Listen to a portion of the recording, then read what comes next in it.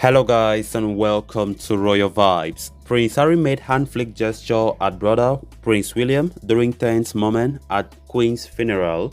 Body language expert Judy James claimed there was no sign of acknowledgement between the two brothers. So guys, before we get right into the full story, please do ensure to subscribe if you haven't subscribed to the channel. If you're just coming across the channel for the very first time, you're very welcome. Consider liking the video as we get right into it.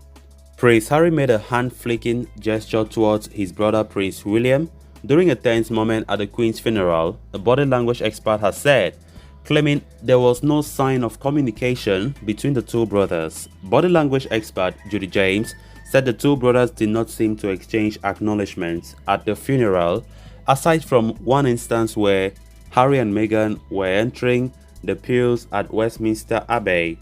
She explained that during the second service in Windsor, there was a moment when William and his family had to hold back to allow Harry and Meghan to get into the pews first.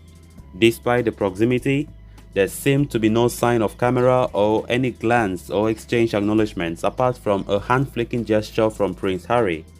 She claimed that Harry appeared to be physically excluded from the rest of the royals, but said they may be starting to repair their reported rift.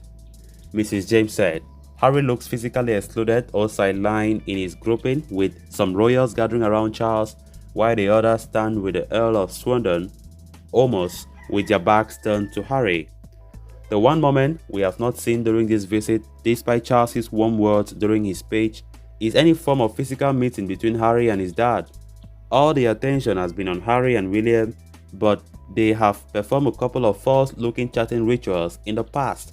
And in the Oprah interview, it seemed to be his father that received all the really negative body language responses from Harry rather than William.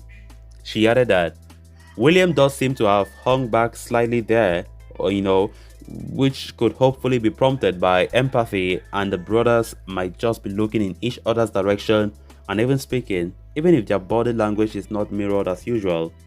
Hopefully these images outside do signal a breakthrough in terms of the sibling relationship. And once the funeral is over and there is no risk of dragging sibling soap operas into the spotlight, there might be one last sign of some sort of a reunion. This came after Prince Harry and Prince William put on a show of unity as they honored their late grandmother Queen Elizabeth II on the day of her funeral. The Duke of Sussex and the Prince of Wales looked somber as they walked together behind the coffin, which was taken from Westminster Hall to Westminster Abbey ahead of the funeral. The brothers, whose relationship has been reportedly strained over the past few years, have made a number of public appearances together since the passing of the Queen.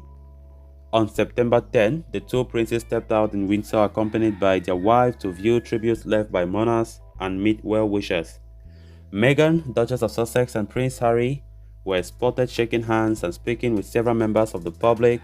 A few days later, the brothers attended a poignant ceremony at Westminster Hall after the Queen's coffin had been transported there from Buckingham Palace. On Saturday, William and Harry joined forces once again as they took part in a vigil at Westminster, while thousands of mourners were lining up to pay their last respect.